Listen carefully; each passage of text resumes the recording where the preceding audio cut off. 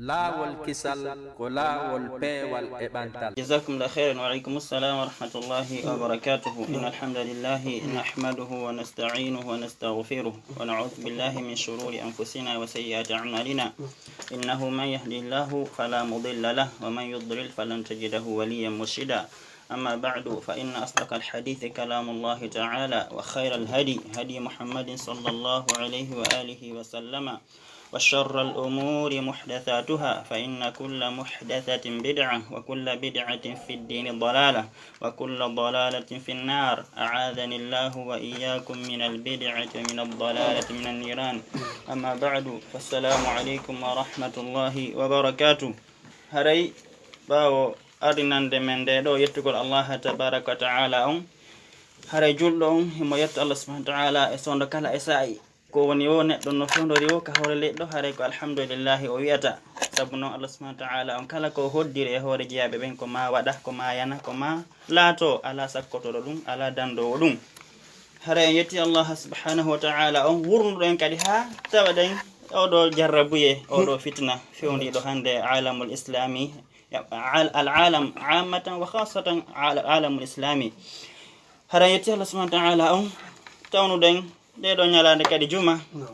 e hoore o jarrabu e huɓotuɗo ɗum fo hande e surtout enen julɓe ɓen e ɓe sifa khassa. haray den yetta Allah subhanahu wa ta'ala e hoore oɗo jarrabu e haray anden noon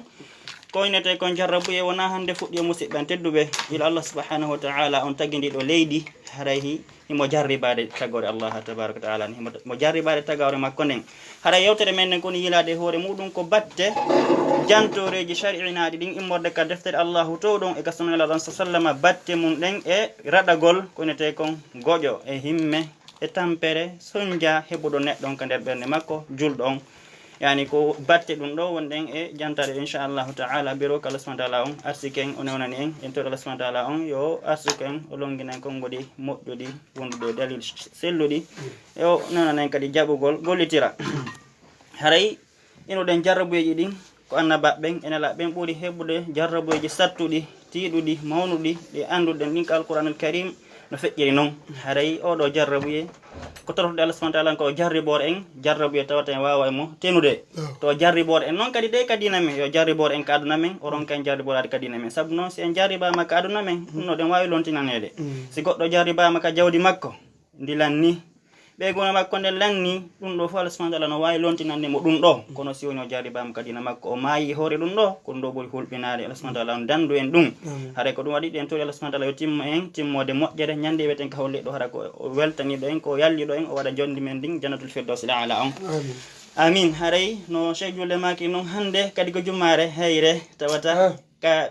ko premiére fois dans l'histoire kamen ɗo eɗen lagine ɗo no wontino ala duuɓi towɗi kono on tigi naniri moɓɓe wonde manna ko arande laawol ngol ni e ɗum ɗo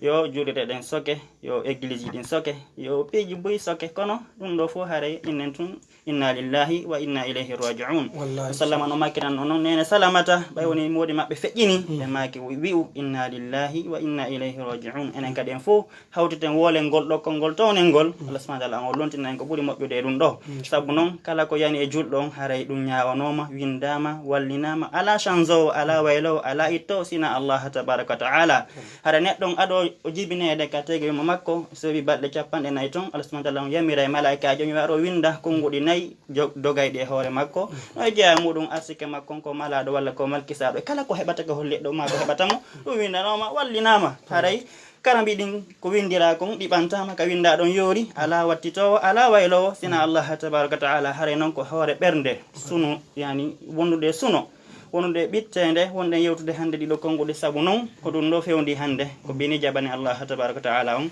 haray ande neɗɗo on inde o sertata e jarribede. haray o heɓay suno o heɓay goƴo o heɓay kulol ka ɓernde makko ɗiɗo karmo koɓe make wonde manna si woni yani hunde nden ko suno haray ko hunde feƴƴirde neɗɗon o wawali hendade. amma si woni ko hunde yani arayde ɗum noon enne himme wonti himmira hunde arayde himo hulida yani ronkugol heɓugol nden ɗon hunde. si woni ko fewnoriɗe alhaali makko ko nete goƴo alghammu. haray noon hande kon ɗo fewndoriɗe enen ɗo lagine ɗo e aduna on fof haray ko ɗen mari goƴo mawnuɗo hande en toɗo Allah subhanahu wa ta'ala yo ɓantan e oɗo goƴo o ittanen ɗo changé nanen ko ɓuuri moƴƴude. amin. hare noon sen taskike kala neɗɗo heɓuɗo jarrabuye hande sen daari geece julɓe ɓen fof maɓɓe ko holledi ɗo hande kala hiranɗo dina mum haɗa ɗum no windi ko yeeso makko wondema no oɗo no suni hande himo jarriba ka wonki makko ka dina makko ɗen to Allah subhanahu wa ta'ala mi ittani oɗo jarrabuye kala iɗo yeeso julɗo hiranɗo dina mum kan ko wallahi o janggay ɗum ɗo wondeman oɗo julɗo ko wonduɗo e goƴo ni hande haray noon anden yimɓe ɓen serti e ittugol oɗo goƴo ittugol oɗo suno ittugol ɗeɗo himme hino serti laawi wona oɗo jarroɓe mo fewdo ɗeɗo nawnare ko ɓinete kon coronavirus ɗum ari kono buy hande no jarribora yawgol ittugol yani ñawdugol ɗum ɗo woɓɓe no felliti wonde manna ndeɗo nawnare ko immorde kodduri Allah tabaraka ta'ala hiɓe gomɗini ɗum wonde manna fof heɓataɓe sona ko Allah subhanahu wa ta'ala yinani ɓe ko Allah subhanahu wa ta'ala wi qul lan yusibana illa ma kataba Allahu lana huwa maulana wonde manna heɓata men si wona konko Allahu to ɗum windani men kon woni giɗo amen on haɗa eɗen gomɗini wonde manna si woni ko gonga ndeɗo nawnare hewti kamen ga ko kodduri yani ko nawnare walla ñabbeli ko junudu min junudillah la ya'lamu junuda rabbika illa hu hay goto anda ko neli Allah subhanahu wa ta'ala den sona kanko haray no tagiri en ni ko ni kadi tagiri de do ñabbeli o addi e hoore leydi ndin haray non kala nawnare jippinde de Allah subhanahu wa ta'ala addi haray wadani de lekki suwa andi den lekki dum andina don majjama lekki dum majjina don haray ne to Allah subhanahu wa ta'ala on yo dandu en o hiwa en o hesinan de do ñabbeli bonnodi hulbinidi haray yimɓe ɓen no yahude fi ñawdugol ɗum ɗo e kono inoɗen yimɓe ɓen no mari groupe je muɗum arano on ko on gomɗin ɗo wonde manna ko kodduri mode ka Allah tabaraka ta'ala o jogiti sababuji ɗin ɗi yani laamu ngu wallini ngu walla docteur ɓe spécialité ɓe ɓen ko wallini kon fi dadugol nawnare nden pour kadam ko ɓe wiyata ittihadul asbabi la yunafi at-tawakkul ala Allah yani jogatagol sababuji dandeɗi ɗin neɗɗo hiwamo ɗum riwa on tigi wakkilora Allah tabaraka ta'ala hare sabu ɗum noon kadi ko jeeya ɗum e sharia ko wallini ko on tigi o ɗon den ha o daɗa e muɗum kono woodi woɓɓe kadi groupe go honnum kamɓe ɓe hooli wonde manna ɗum ɗo ko woɓɓe waɗi e fi aduna on wonde manna ko Amérique waɗi e Chine ko Chine moƴƴini ko France moƴƴini almuhim ɓeɗo kadi no jogiti wonde manna na kodduɗo immorɗo ka Allah tabaraka ta'ala kamɓe ko ɓe jogiti ɗum heɓe wadde koye ɓe ko waɗi ka kene maɓɓe ɗo eɓe soɗor sabunde ɓe waɗu piiji tawata dandeɓe kamɓe ko ɗum ɗo ɓe hooli wonde man ko ɗum ɗo danataɓe nawnare nden ande noon neɗɗo no woniri o si woni ko ɗum ɗo woni ko ɗum ɗa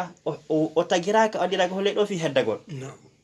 Allah subhanahu wa ta'ala fiyotuni la don sallallahu alayhi wa sallam wa khairu khalqillah kanko buri moƴƴude tagol Allah tabaraka ta'ala ne fo o wi mo wonde manna innaka mayyitun wa innahum la mayyitun Muhammad fallat ka mayo heddibe ben kadi fo ko mayo be ala goto heddoto ka holle do si heddotono kono la don sallallahu alayhi wa sallam handi e heddagol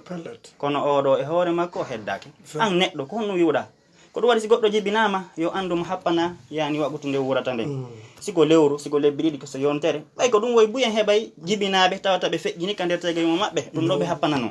woɓɓe jibine ñande inde bobo nden adde bobon innenmo tawa o tetike ko ɗum ɗo happanano an kadi ber ko happanaɗa kon ma ɗum timma suwano ko nde ɗo nawnare naɓuma walla ko nawnare go walla ko le sababu go e sababuji waɗeɗe ɗin walla maya tum ɓay si wonkinkin lajal makkal timmi ala ko ardinante ala ko sakkindinante e wonkinkin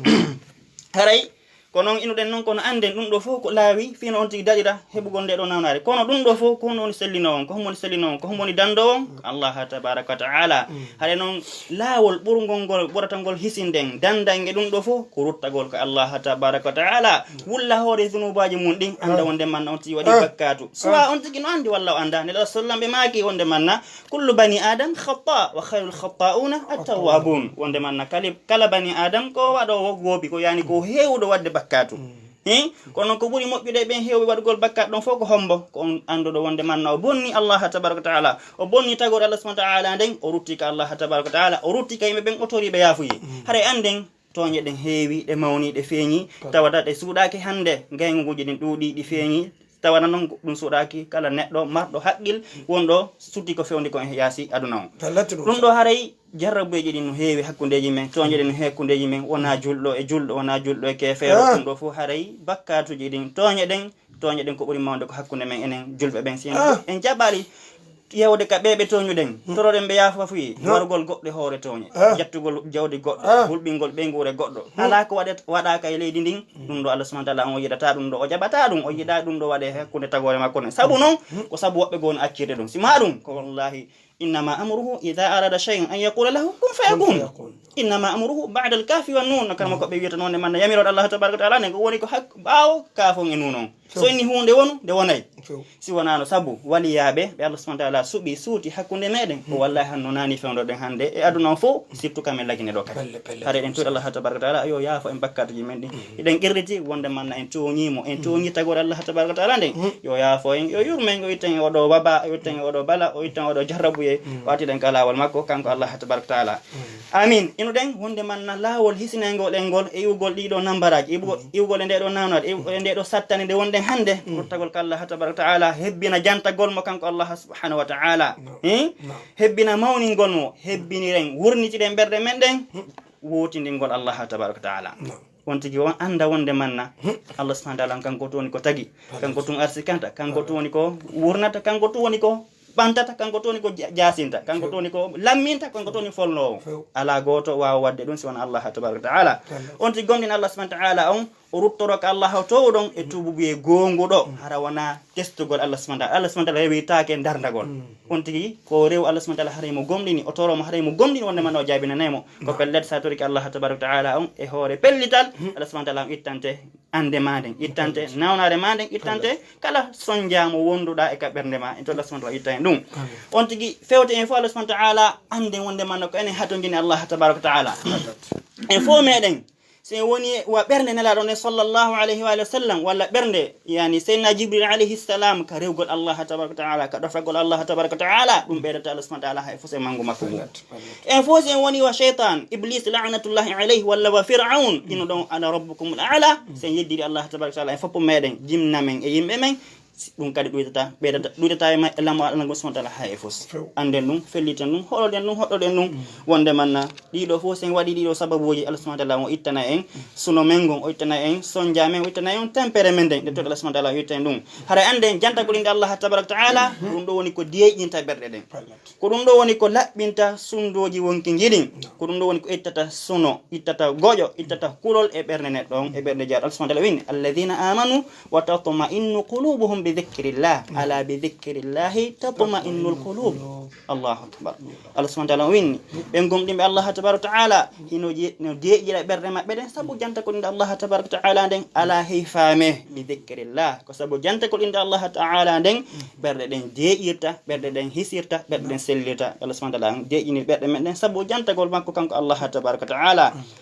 haray ko dum wadi o indi wonde manna ye deygol leedo berde ittugol himmeji din e sunoji din e nyabbeli din dum do fo ko woni ta ko sabu mawningol Allah tabaraka ta'ala hebbinirgol e wurnitigol berde men den gomdingol Allah tabaraka ta'ala wa alayhi fa inna dhikra huwa ash-shifa wa huwa ad-dawa ande wonde man janta ko inde Allah tabaraka ta'ala ko woni lekki dande kikin hisinay kikin comprimé hebaki wakin don dum wadi odo karamo ko kummalojo arno ka makko himbe tato be do fo no wulitade o yako basal o yako angal bibbe o yako angal hebugol tobo beedo fo be ari be o jonni be comprimere wotere ko noni dum al istighfar Allah subhanahu wa ta'ala o yamiri en yen insinomo bembe kikede jamma nyaruma qultu astaghfiru rabbakum innahu kana ghaffara yursilis samaa alaykum midrara wa yumdidukum bi amwalin wa yaj'al lakum banatin wa yaj'al lakum jannatin wa anhara dum do fo tawde non dedo comprimere istighfar no way addana neddon ittangol mo basal ittangol mo tampere ittangol mo sonja addangol mo e bus addangol mo guure yani ndiyan dan saaja ha yona leni ni haran guure on hino newi hino weli to Allah subhanahu wa ta'ala wada en dum amin haray ko dum wadi joli ka sunan nela don sallallahu alaihi wasallam e ka alquranul karim tawada Allah nela sallallahu anden kadi ko nela sallallahu woni docteur jo tigi jon docteur jo berde den ko nela don sallallahu alaihi wa sallam docteur jo telen ka dina ko nela don sallallahu hebata ko sifa makko ila Allah subhanahu wa ta'ala fudi tagude tagorne hebata ko sifa makko ha Allah subhanahu wa ta'ala gayna tagude tagore den hare kanko woni ko janni en dido du'auji wonde manna neddo kala hebodo ko inete kon gojo e kulol e suno ka berne makko yo jango dido du'auji no jowa e do arano كما روى البخاري في صحيحهما ومسلم عن ابن عباس رضي الله عنه أن النبي صلى الله عليه وآله وسلم كان يقول في الكرب لا إله إلا الله العظيم الحليم لا إله إلا الله رب العرش العظيم لا إله إلا الله رب السماوات ورب الأرض ورب العرش الكريم وروى أبو داود في سننه عن أسماء بنت عميس رضي الله عنها قالت قال لي رسول الله صلى الله عليه وصحبه وسلم ألا أعلمك بكلمات تقولينهن عند الكرب تقولين الله ربي لا أشرك به شيئا. وروى أبو داود في سننه عن أبي بكرة رضي الله عنه أن النبي صلى الله عليه وسلم قال دعوات المكروب اللهم رحمتك أرجو فلا تكلني إلى نفسي طرفة عين وأصلح لي شأني كله لا إله إلا أنت. وروى الترمذي أيضا في سننه عن سعد بن أبي وقاص رضي الله عنه أن النبي صلى الله عليه وسلم قال دعوة ذي النون إذ دعا وهو في بطن الحوت لا إله إلا أنت سبحانك إني كنت من الظالمين فإنه ما دعا بها رجل مسلم في شيء قط إلا استجاب الله له. هري ديدو دعاء جي كو دي sen wattani e di majji di nay kanon di fop majji wonde man hidi mofte hunde wotere hidi kafi hunde wotere ko hono ni den hunde ko woti ndi ngol Allah tabaraka taala on yani wajjinde ngol asma ta'ala ka dewal makko odo do arano ne sallama maki wonde manna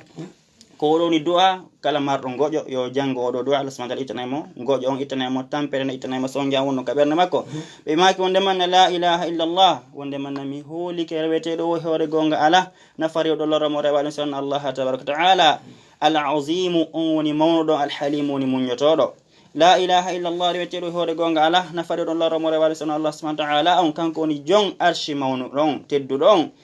mi holi ke kadi wonde man rewete do hore gonga ala nafare do loroma do Allah subhanahu wa ta'ala kanko ni jon asama o jidin e jon leden kanko ni jon arshi teddude kikin mawno kikin du'a dim mon be makani o do sonnajo o wi wonde man nel sallama wi animo ene akata hamitinina ma kongudi sey woni a hebi sattende sanga hebuda sattende o janga o don du'a wi wonde man nako Allahu ni jomiyan mi shirkantam ha e fus tammo on nir salama maki wonde man Allahumma ka ya Allah rahmataka ko yurmene maden arju woni ko mi jorti fala takilni wata accidan ila nafsi faade wonki ankin torfata aynin ko fotata e leppande yitere sabu non si neddo accidama hore makko ko halkoto feere ala wa aslih li mu'minanan sha'ni fiyaki an kullahu o kala makko o fop makko la ilaha illa anta rewete do hore gonga ala si wana Allah subhanahu wa ta'ala wonde man nas Allah subhanahu wa ta'ala moƴƴinani en fiyake men ala bonnomo so bonni fiyake men kadi ala moƴƴinomo Allah subhanahu wa ta'ala moƴƴina en fiyake men o fewnan enen ardabe be o fewna laamibe ben kadi haray o makade e du'a o do annabi Yunus sangana tori Allah tabaraka ta'ala sangande woni kande reedu lingingel ede andi annabi Yunus o do Allah subhanahu wa ta'ala kadi jardi bornomo dum do sabu non e annabajo taw si woni on helama e nokku do aka eggude on nokku sina Allah subhanahu wa ta'ala yamiri mo yo iwo e on nokku e ndare do wonde manna Allah subhanahu wa ta'ala jarriboto hay e nelabe makko ben nela non sallama wona quraish yango yaltini be makko de makka de kono Allah subhanahu wa ta'ala sabu newnani be feru makka be seno madina ko walsi be ma dum na hulugol quraish yanko be tin Allah sallama makka kono kadi o do bay woni o yewti yimbe makko ben ha o ronki o ini o dogo yalta sarane sabu non Allah subhanahu wa ta'ala jippina lette e mabbe baw balde tati o dogo yehi o ke kalana kono kambe lana kan si goddo ton no bonni ukki kay makka o wa lana kan yahata walla be fo be yolo be wadi urba hawre makko laabi tati be ni feere ala mami ukka makka der maayo Allah subhanahu wa ta'ala newni dum o kaka der maayo ton lingingel modimo Allah subhanahu wa ta'ala wi lingingel wonangel nyamumo ha o newni kadi yo bugo yo tuttumo ka fongo maayo bay woni kander lungi der reedu lingil ton ni be tati no hawtide yo hore o do annabajo teddudo niwre yani ndiyan dan niwre jemma on niwre lingingil reedu lingingil de do ni be tati fo no hawtite yodo annabajo ka woni ton o fewti Allah subhanahu wa ta'ala o inni la ilaha illa anta mi hondirke wonde man ala rebete do hore gonga nafade do romala si wana Allah subhanahu wa ta'ala inni no min ko pelleti mi Yunus inni kuntu miladike min az-zalimin ko mi jaabe tonyobe mi labbinima e kala ko fan e ko jaasi e kala ko loyi mi holike wonde manna ko mi tonyodo hoore an jaafano lan Allah subhanahu wa ta'ala on jaabinani mo du'a on ka woni ton on faami hare ko non be maagi sallama ke sakkido hadith wonde man ha e goto e juldo o torota Allah subhanahu wa ta'ala o do du'a e kala sattende e kala bittende so Allah subhanahu wa ta'ala jaabinani mo du'a makko en toliki Allah subhanahu wa ta'ala on enen kadi en toñi hoore meden en labbini Allah subhanahu wa ta'ala on en holiki wonde rewete do hoore gongal Allah subhanahu kanko yo yaafano en bakkatuji men din amin haray dido du'auji hay no haton jini en andu kadi wonde manna du'a neddo on o jaabota go si wona har on tigi no andi ko hoore hon don du'aade haray mo andi firo kongudi wonde en jangude haray mo haqqille makko den no yehi Allah subhanahu wa ta'ala hino felliti wonde man no jaabina naymo hare kadi anne du'a on hino jaaboro sabu peji tati ta nayabun alatu alma windo mo hajju ona bete hajju hay tata hay tata ha enfra dum no way wonde no few o wada few iya wonde man na yehi makka arti a hajji few kono ala hay fus ay ta ala hay fus Allah subhanahu wa ta'ala jabina nima du'a dem mundum Allah subhanahu wa ta'ala fewtina balaw e yimbe wona inne den no fewtori ni Allah dandu en yalaaki dum hasha lillahi wa wadu dum fo ma ya heddo ma antun sabu du'a ma on Allahu akbar madu ina example jabaado e otol fakita futa ka meden ngal fo ngal yani fo maya sina antun sabu du'a ma do ino da Allah subhanahu wa ta'ala o dandama bone fewtudo ono on fo tamundum Allah subhanahu wa ta'ala marna ma o du'a jiro ndatorade do anga yali do kono marana maadi kala kharatu wala ma ton tugungi yani baraji pelle baraji maya tawadi lando dal sunde ko hono du wodi ran la ko duwaji non atorade lan kadna do mi maram ma haga hare ko dondi buri hittude musibe an tebbe ko to wonto goddo toro ha Allah subhanahu wa ta'ala hay wonde man mi anda kun mi wadi Allah to don mi ala jabi nan de duwa sa wori dum hara itina nyande Allah subhanahu wa ta'ala ma sanction jabi nan tama hare non lagine do den rondi piji wi golonde man enen lagine anda kun wadde Allah subhanahu wa ta'ala anda kun wadde Allah subhanahu wa ta'ala dum wole take hare toro dem mo toujours sono kala isay o itana en ande men de itana satande men de hare kef hefera ben sibtir kala santal Allah subhanahu wa ta'ala jabina nabe inshallah nam shagule hawa hare me weltani kam men jarni on fota dido du'awuji yo Allah on jabina en di wallahi on wadani en do du'awuji labadi hare wano woniri non tigi tigi o murandu ndu hewti kandu hewti do hande kadi hiden e jumare go kadi haray tigi tigi on en torki Allah subhanahu wa ta'ala on ndedo nawnare nawnuɓe ɓen yo Allah on sellimɓe ɓe fof maɓɓe ɓe nawnali ɓen fof maɓɓe kadi yo Allah on danduɓe kande woni toon fof kadi yo Allah on mulinde yo Allah on malnu en yo hisin en haray musidɓe julɓe tedduɓe ko ɗum ɗo woni ko jokkete ko ɗum ɗo woni ko yahete e muɗum wona accitugol ɗum ɗo jokka penale wonade e wowlede o yii nde yontere feƴƴude ɗo kadi en jarribama wondema musidɗo goo kadi no wi'i wondema honno ko ƴettugol ngol ɗo leeɓol waɗa e oɗo alqur'ana honno yi onno o fonta oɗo alqur'ana nda yiya ngol ɗo leeɓol waɗaya ka ndiyan looto famille on fof looto ko lekki ɗum ɗo kadi ɗen andi en jarribama ɗum ha kañum waɗuɗo on tigiri o yalti ka réseau sociaux wi yo jama on accatmo ko kanko woni ko wowli ko fenande woni ko fefindi ko fenande woni ko waɗi ɗum ɗo kadi feƴƴi en yii ɗum ɗo kadi e zamanu men ngun ɗo haray fewdo ko wiyaɗen yen tuburutoɗen ɗo ko fewdo ɗo kadi heɓirte ni kadi fenoɓe haray ɗum ɗo ino hulɓini ha feƴƴiti haray musidɓe julɓe tedduɓe haray neɓata men jonna on anten on fiyo wawu noddude haray mi jonnito cheikh en ɗo haray o weltanama o jarnama fota haray musidɓe en fof kadi ka lawol kisal hiɓe weltana hiɓe jarna hiɓe weltani on kadi ustaji nam ino ɗen ɗiɗo duwawji nayyi ko selluɗi tabutuɗi nela ɗon sallllahu alayhi wa sallam sagade ɓe heeɓi goƴo ko ɗum ɗo ɓe jannuno sahaba ɓen kamɓe tigui ɓe jangi si woni ɗum ari no jeeya e duwawji torete ɗin sifa ɗin ɗo fewndike wiwgol allahumma inni a'udhu bika min aljununi waljudami walbarasi wa min sayyi al-asqam oɗo duwa kadi ko duwa tabutuɗe nela sallam wonde manna kala neɗɗo jangoɗo oɗo duwa kadi Allah subhanahu wa ta'ala hisinaymo kono ɗum fiiri duwa on allahumma kan ya Allah inni no min a'udhu bika hilam moɗoroma ya dandan min aljununi modde fetere waljudami e ɗamajan walbarasi e ɓuutugol ɓe kalma ko ɓeni wonde manna ko ɓuutugol ɓandum fof ɓuuta walla yani kolligo taƴatore sabu nawnare nden no jeeya ɗum fiɗi siji fewɗiɗi ɗi hande ɗiɗo ɗi ware feere ala wa min sayil asqam e bonɗum ñabbeli yani e ñabbeli bonɗi tawata goɗɗo anda lekki muɗum haɗa kala toriɗo Allah subhanahu wa ta'ala kadi oɗo du'a Allah subhanahu wa ta'ala dandemo koko fewndi ɗo kadi kala yiɗo neɗɗo jarribaɗo e nawnare yo janngo allahumma yani toro Allah subhanahu wa ta'ala wonde man Allah hesinimo kanko e ɗum ɗo yo dandumo yo selli oɗo jarriboɗa nde noon kanko dandamo sifa muɗum haɗa ɗum noon ko Allah subhanahu wa ta'ala on jabinanemo du'a makko hay noon ɗiɗo inden duwawji nayyi ɗiɗo ɗi fof mo ko tabdude neɗɗo sallama fi ittugol goƴo e sattede e lekki kala nawnare wa wallahi alladhi la ilaha illa huwa mi wondiri Allah subhanahu wa ta'ala si wona yani reweteɗo Allah si wona kanko in ata biha al insanu muta'ammila ma'naha si woni neɗɗo julɗon addi oɗo du'a ɗiɗo du'aji janguden ɗo addiɗi hara ko taskiɗo firo majji on muhaqqiqan li maqsudiha ko haɓon inɗo yani ko fanda ko du'aji ɗin wa muqtadaha ko anduɗo ko honno ɗi landi o jokki ɗum lan yabqa fi qalbihi min alhammi heddota ko e ɓernde makko nden goƴo e himme miqdara dharra ko fotata embere misqala dharra embere qabbun dharra heddota ko e nder wonki makko heddota ko e nder ɓernde makko nden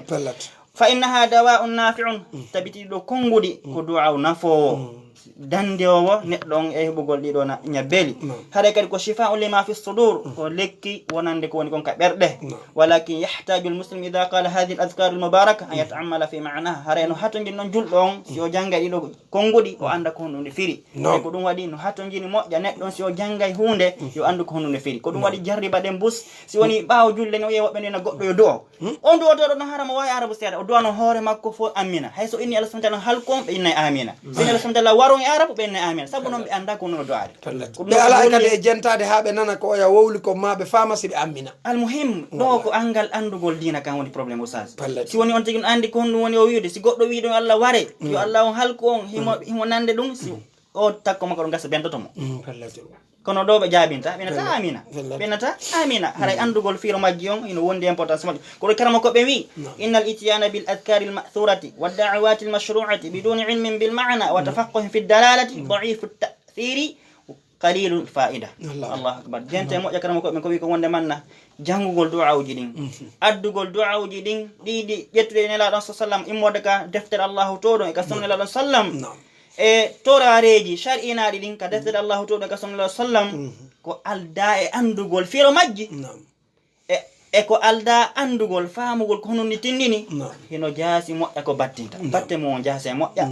honum kadi hino fanɗi ha ko nafoore nden heɓoto e muɗum karama koɓen ko noon woriri haray ettoɗen info meɗen duwaji ɗi janggeten ɗi ettoɗen yahen ka karama koɓɓen hiɓe woodi hiɓe ɗuuɗi hiɓe woodi quartier ji yahen ɓe tindinaen duwaji ɗin ɓe firanayi anden ko noon torode Allah subhanahu wa ta'ala on fiyo waɗan e batte muɗum fiye heɓu nafoore gonɗen kon duwaɗe sabu no gonɗen duwarde ko fiyo jaabin so jaabinali ko hombo jaabinta ala jaabino intoɗo subhanahu wa ta'ala jaabina en duwaji men ɗin haray ko noon kadi wala waqafna muta'ammilan fi hadhihi al-adhkar al-arba tawi woni dari ke hiɗen taskade ɗiɗo jantoreji nayyi ɗi jannguɗen ɗo ɗiɗo awji ɗo nayyi allati akhbara an-nabi sallallahu alaihi wasallam annaha ilajun lil karb ɗum sallamat humpiti wonde manna ko ittayɗi goƴo ittayɗi tampere ittayɗi ɓittede ittayɗi nawnare la wajadnaha annaha tashriku fi shay'in wahid ɗiɗo fof majji hiɗi hawti kafi hunde wotere ko ɗum woni ɗum wa tawhiqu at-tawhid alladhi khuliqa al-'abdu li ajli haray ko haqqinqol fi wajjini Allah subhanahu wa ta'ala kadewal makko sabu ɗum woni ko tagiri Allah subhanahu wa ta'ala wi wa ma khalaqtul jinna wal insa illa liya'budun mi tagiri al jinnaji ɗi ɓe si wona fiyoɓe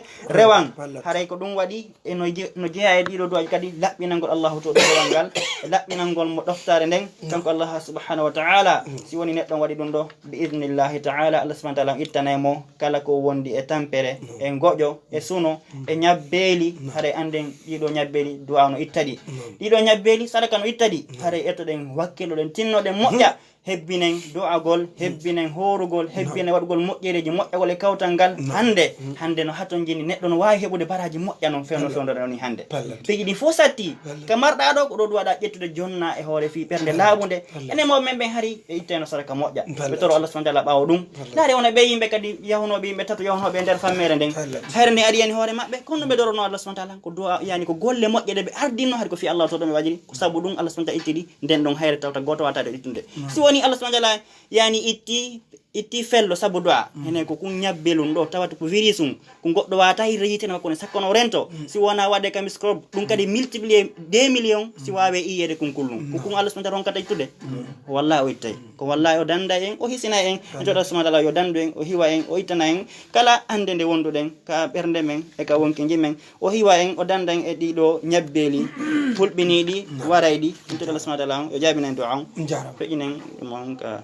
on jarama fota haray mi weltanike o moƴƴa haray tigi tigi on weltanama on jarnama haray musidɓe julɓe tedduɓe haray kaka tamata FM on jonnama ɗon hande kadi ko tamon ko kelɗi ko ɗum ɗo jogui totoɗen acciten joguitagol ko tawata wona ko moƴƴani en inchallah haray tigi tigi on ko towɗimo ɗon tokora haray mi jonnita ɗo tokoramma ko inchallah. Assalamu alaikum wa rahmatullahi wa barakatuh. Wa alaikum salam wa rahmatullahi. Haray en yetti Allah subhanahu wa ta'ala en heɗike nde ɗo yewtere Cheikh Mouhammad Madina Sow hafidahullah wa ra'ah. En toriki Allah subhanahu wa ta'ala yo Allah waɗanɓe ka peesi maɓɓe moƴƴiyamal qiyama. Enen kadi heɗitiɓe ɓe yo Allah waɗan en ɗum ɗo ka peesi meɗen moƴƴiyamal qiyama. Haray ɓe yewti yewtere hanude yo yimɓe ɓen ɓeydu heɗintingol imanuji ɗin gonɗina Allah subhanahu wa ta'ala yurmodira kadi yimɓe ɓe yo yurmodir dey hande so naati ka makitiji men tata o yiɗi piiji ko wona ɓeydede ɓe cuuɗi no ɓeydira feere ɓe makitiji no ɓeydira feere angal yurmede nden e yorugol ɓerɗe ɗen ɗum hino tiiɗi e jama o kori ko ɗum addi corona ayi ka yiyo toon kala ko tawata si yimɓe yurmodiri Allah adda yurmede maɓɓe kono si tawi tun ɓe yurmodirali mo be hino añi oya ɓe soferɓe no añidiri ɓeɗo yeeyoɓe no añidiri hay hewti karamakoɓe diina ɓen kadi hande hewti ɗum ɗon kadi añidirgol mo be e maɓɓe no konni oya haray ɗum no hulɓini dey en tariki Allah subhanahu wa taala yo Allah ittan en ɗum ɗo waɗa en yimɓe aljanna danda e bone nde ɗo nawnare haray numéro ji ɗin wona wowiri noon ko 662 16 33 99 ma ɗum 628 49 75 83 haray ko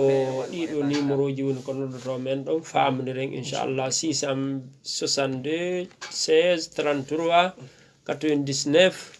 628 49 75 83 haray ko ɗiɗo numéro haray ɓay karamo ko ɓe men no jenti en ɓe wawi semminde e yewtere nden biidnillah taala kala faljere kadi ko heeɓi ga immode min e cheytan subhanahu wa taala no woɗɗiti ɗum kala ko tonɗo e sawaba ko immode ko Allah tabaraka wa taala naam haray ko ɗiɗo numéro ji inchallah naam mattide radio mo aleykum salam hiɗon jenta ko tolin mon ka radio tamata ɓe yeehi نعم سنداري دعاء ما النبي يونس تري الله تبارك وتعالى نكو كاين لا اله الا انت سبحانك اني كنت من الظالمين اولو دعاء نروندي بيجي نهي دعاء فهمو ديدي فياك ارانو يعني التوحيد نكو كاين لا اله الا انت himo wotindini Allah tabaraka ta'ala ko annabajo ko nelaɗo haray enen kadi hen dowa wotindini Allah subhanahu wa ta'ala ka ɓernde men fiɓen wonde man kanko toni jeeyi ko tagugol ngol e arsugol ngol e wurnugol ngol e wargol kanko tun mari ɗum fiɓen wonde man kanko tun hande dewal ngal fiɓen wonde man himo mari inɗe himo mari sifaji ɗi o sifitori haray sifaji makko ɗin fof ko towɗi inde makko ɗin fof ko ɓurɗe laɓede fiyake ɗimo on e du'a o annabi Yunus on nokku ka woni ɗon o tori Allah tabaraka ta'ala ka nder reedu lingingil tanzihum الله سبحانه وتعالى نقول سبحانك ومعنى سبحانك يعني أنزهك يا الله عن كل ما لا يليق بك أنزهك عن النقائص والعيوب أنزهك عما يصفك به الواصفون من أعداء الرسل سبحان ربك رب العزة عما يصفون هذا فيها كلمة كل بنقول الله تبارك وتعالى نكو كويدون ملا بنيمة يا الله سبحانه وتعالى كويدون ملا بنيمة كلا ko hatu yani ko handa e mango mango Allah subhanahu wa ta'ala mi labbinima e morde bustaje din fo e yani ayibeji din fo haray mi labbinima e kala ko ni siforde ma ben sifor ben yani aybe nelabe ben aybe ma ben won ko ni sifade ma wi gol Allah subhanahu wa ta'ala on onanata o yata ko mardo biddo haray dum do fo kanko net annabi Yunus o labbina Allah tabaraka ta'ala dum Allah subhanahu wa ta'ala subhana rabbika rabbil izzati amma yasifun hare fiyake tammo al-i'tirafu bil-zulmi wa taqsir hare non odo fiyake tammo enen do en duwa jogitade dum moƴƴa felliten wonde man na fiben heden rabbindini e telen Allah tabaraka taala moƴƴa heden felliti heden girditi wonde man heden toñi dir en toñi Allah subhanahu wa ta'ala sabu non ala toñi burde mawnde ha shirka ngol Allah tabaraka taala ko jelo wonde wadde shirku hande e hore ndi leydi dum e dum mun hino hadede bimbe kikide jemma nyarma kono seraka e mum wona worbe wona suddibe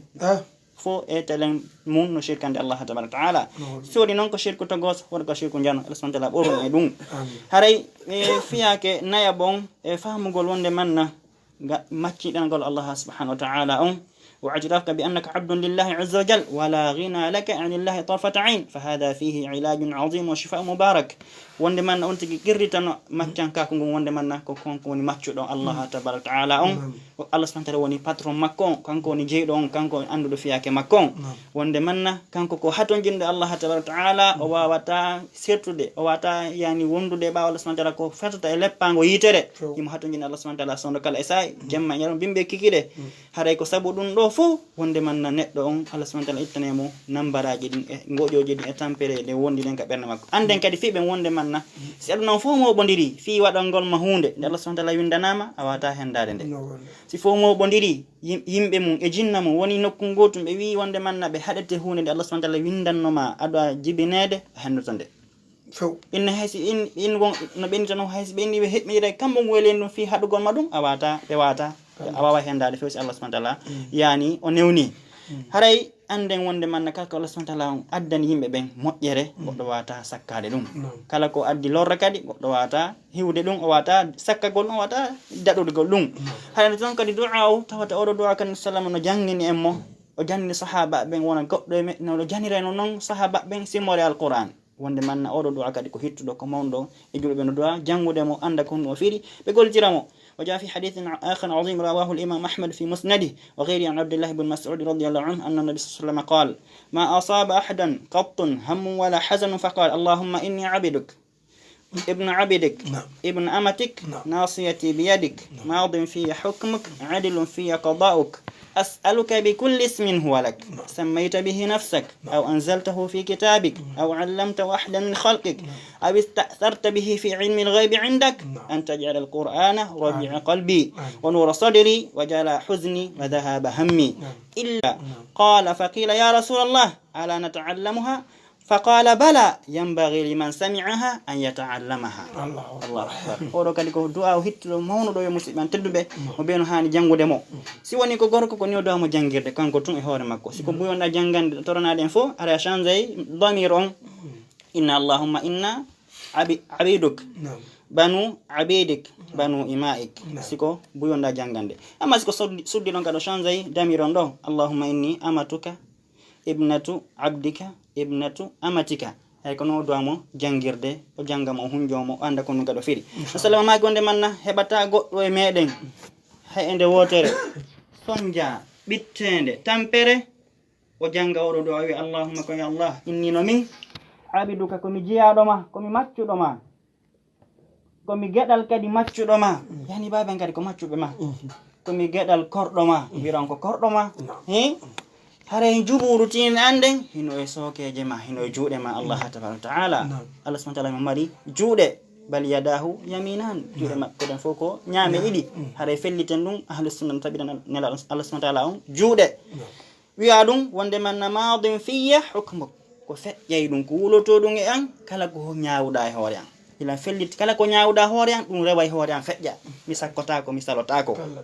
adilun fiya qada'uka hino nundi e ma e an nyaawore nde nyaawuda nde hoddirda nde hoore an hino nundi a toñala filli yani wola dum kadi fewta Allah subhanahu wa ta'ala as'aluka mi tororima bi kulli ismin kala inde huwa lak de inni torda kala inde wonandema sammayta bihi nafsak de inni tirda hoore ma aw 'allamtahu ahadan min khalqik ma hara atini ni goddo e jiyabe ma ben den don inde ma hara jippina dum ka alqur'ana aw yani goddo andas fi den no inde aw anzaltahu ma jippini inde fi kitabika der deftere ma aw ista'tharta bihi fi ilmi al-ghaib 'indak ma hara amari den don inde kama ton hara holla dum goto e jiyabe ma ben sabuno Allah subhanahu wa ta'ala mari inde ko andini en konko cappande jeenay e jeenay temedere manko dum wotere ko odo hadith tindina en holle wonde man Allah subhanahu wa ta'ala mari inde burde de do no kadi tinine wonde man nasi goddo mari inde tirude durude dum holle wonde man on mo mawni mo mari valeur mo hetti yata landon sino wolede makko do piji bu aggete baawo makko do wolede inde ne direct bu wolete si aywa sinde feññine haray konon kadi on tigi inna wonde man mi torike man de wadata o do alqur'ana ko bubende bernde anden de wadata annora ka bernde an de ittantalan godo suno an de nabantalan o do himme an de sallam maki illa adhaba Allahu hamma si on Allah subhanahu wa ta'ala ittanemo himme makko den ittanemo suno makko gon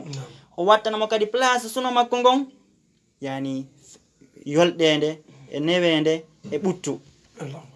sahaba be benani dun sallam no maka o do du'a be landibe enene la sallallahu enen men jangata o du'a sallam maki ko gonga kan o do du'a kala nandomo hino hani ko nde o jangata mo o fiinomo o waawamo andude ko ndungo wi o hunjomo o gollitira hare ko duwa hittudo himmodo e musibe an tedduɓe hare si woni en ari ha ɗo yani en wawa darade ɗo saabu noon radio ko leer waɓu ton kadi o hewti ɗo hare kala ko innoɗen hawrodirɗen ga immorde konngudi sellude immorde ko deftere allahu toɗo e sallallahu sallam e Allah ta'ala kala ko mi faljiya ko immorde mi e shaytan Allah subhanahu wa ta'ala hino woɗɗiti ɗum wa jazakumullahu khairan ko ɓaykum ko Mouhammad Madina Sow on jarama fotare mi weltani ko moƴƴa min ko Mouhammad Julde Diallo jibinande bañal labbe andiraɗon bañal technologie service lawol kisal haray ko ɗo wonɗen e darade inchallah haray on weltanama on jarnama fota wallahi on andintini ɗo ko laba on andintini ko moƴƴi on andintiniɗo kadi ko wawata en nafude haray koye wakkilo naftoren haray o weltanama o jarnama fota haray hiɗen hatta waɗo inchallah haray meɗe wiya on assalamu aleykum wa rahmatullah haray tokora waɗane en ɗon du'a inchallah aɗa inchallah en darike ɗo weltanike Allah subhanahu wa taala oɗo newnan ɗon argol waɗa oɗo émission e weltanike maɓɓe émission ɓen e heɗitiɓe ɓen fof e nodduɓe ɓen e wawa noddugoɓe ɓen fof e weltanike ɓen weltanike Allah subhanahu wa taala o newnan ɗum ɗum ɗo laawol kisal ko laawol peewal e ɓantal